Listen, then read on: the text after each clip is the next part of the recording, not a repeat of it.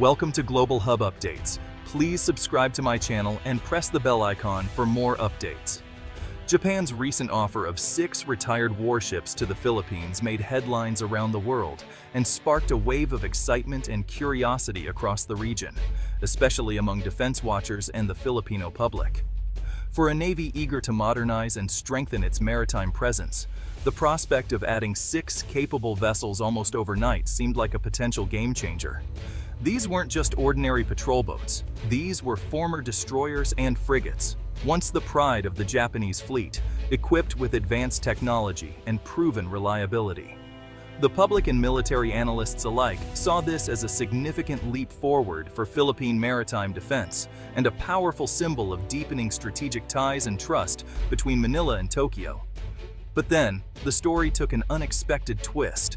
The Philippine Navy announced it would accept only 3 of the 6 ships offered. This decision raised eyebrows and sparked debate. Why turn down free warships, especially when the need for modern assets is so urgent? Some critics saw it as a missed opportunity to quickly boost naval strength, but the reality behind the decision was far more complex and nuanced. The choice followed a thorough evaluation of not just the ship's capabilities, but also the costs of maintenance, crew training, and long-term sustainability. Rather than a lack of ambition, this move reflected pragmatic leadership and a focus on building a fleet that could be effectively operated, maintained, and integrated into existing naval operations. The real story here is about strategic patience, careful resource management, and making choices that ensure long-term readiness, not just chasing numbers or headlines.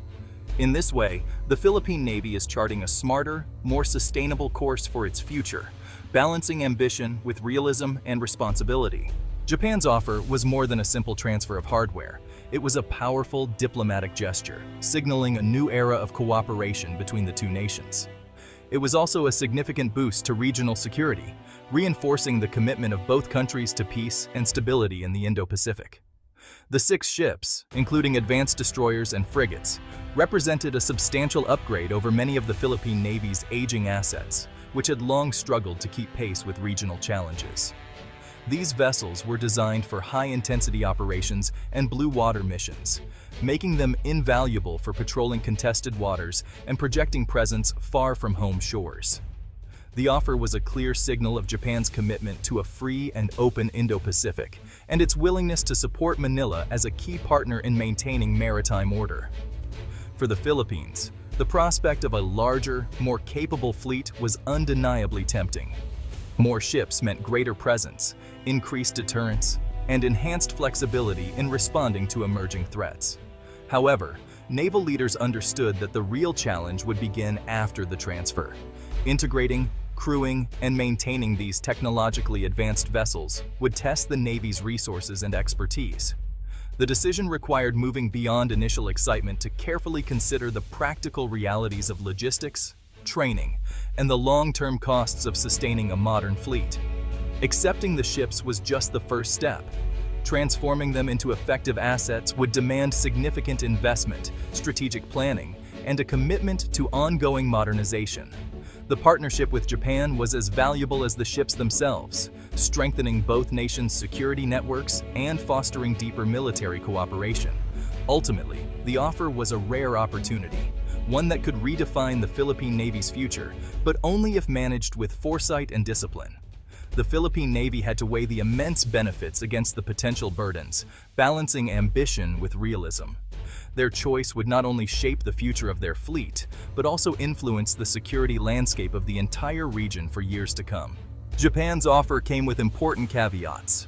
The 6 ships varied in age, class, and condition. Some were older, requiring extensive and costly reactivation just to become seaworthy. Retired can mean anything from recently replaced to nearing the end of its useful life. Even in storage, warships need constant upkeep to prevent deterioration. For the oldest vessels, regeneration costs could rival buying new ships. Sensitive technologies might be removed before transfer, leaving the recipient to invest in new systems. Japan wanted to provide useful, sustainable capability, not a logistical burden. By offering a mix, Japan let the Philippines choose what fit best. It's better to have 3 reliable ships than 6 that spend most of their time in port. The offer was structured to ensure the Philippine Navy could actually operate and maintain what it received. The Philippine Navy's decision was shaped by a clear-eyed look at its own limits. Modern warships require large, highly trained crews, specialists in everything from electronics to engineering. Training new crews for multiple ship classes at once would be a logistical nightmare. Even free ships come with huge operational costs: fuel, maintenance, spare parts, and overhauls. Accepting 6 ships would have stretched the Navy's budget and manpower dangerously thin. Infrastructure was another concern: dock space, shipyard capacity, and the ability to support different maintenance needs. Each new class means new spare parts, tools, and technical expertise. The Navy's logistics chain is already under strain from modernization. Adding several unique, older ships could undermine reliability and effectiveness. The Navy had to prioritize sustainability over sheer numbers. The goal: a fleet that can actually go to sea, not just look impressive on paper. The Navy chose quality over quantity, focusing on the 3 ships in the best condition and most compatible with its needs. This approach meant fewer maintenance headaches and easier integration into existing operations. It's like choosing 3 reliable vans over 6 old, mismatched ones. You get more value and less trouble. Standardizing on a smaller set of ships simplifies training, logistics, and supply chains. Crews can be cross-trained, and maintenance procedures streamlined. This commonality is a cornerstone of modern military planning. The Navy's decision sends a message. It values professionalism, sustainability, and long-term capability. It's a disciplined, strategic move that builds real confidence at home and with allies. The 3 Japanese ships fit neatly into the Navy's ongoing modernization, serving as a bridge to future capabilities. They fill gaps while the Navy acquires more advanced vessels under its Horizon program. These ships can take on demanding patrols, freeing up new frigates for higher-end missions and training. Think of them as reliable veterans supporting the star players. Operating these larger, more complex ships gives Filipino sailors invaluable experience. It's a stepping stone, preparing crews for even more advanced ships to come. The transfer also deepens interoperability with Japan, as Filipino crews learn Japanese systems and procedures. This shared experience is vital for joint exercises and coalition operations. The alliance grows stronger, far beyond the steel hulls themselves. The ships are a catalyst for both capability and partnership. In military procurement, the sticker price is just the beginning. The real costs are in operation and sustainment. What looks like a bargain on paper can quickly become a financial burden once you factor in everything needed to keep a ship mission-ready. Warships are expensive to run, especially older ones. Their engines are less efficient, and they often require more frequent repairs, which drives up costs even further. Fuel alone can eat up budgets. Multiply that by 6 ships, and the numbers become unsustainable.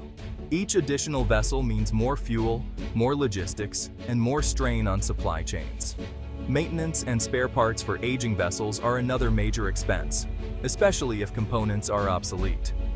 Sourcing rare parts or custom manufacturing replacements can be both time-consuming and costly, leading to longer downtimes. By choosing the 3 best-conditioned ships, the Navy minimized immediate costs and avoided being saddled with money pits. This careful selection process helps ensure that resources are focused on ships that offer the best value and reliability. Personnel costs are also significant. Crewing 6 ships would require hundreds of new sailors, diverting resources from other priorities. Training, housing, and supporting these sailors adds up quickly, stretching the Navy's manpower thin. The Navy's selective approach ensures it can afford to operate, maintain, and crew its new assets. This strategy allows for better focus on readiness and operational capability, rather than spreading resources too thin. This is about living within means and maximizing effectiveness. Every decision is made with long-term sustainability and mission success in mind.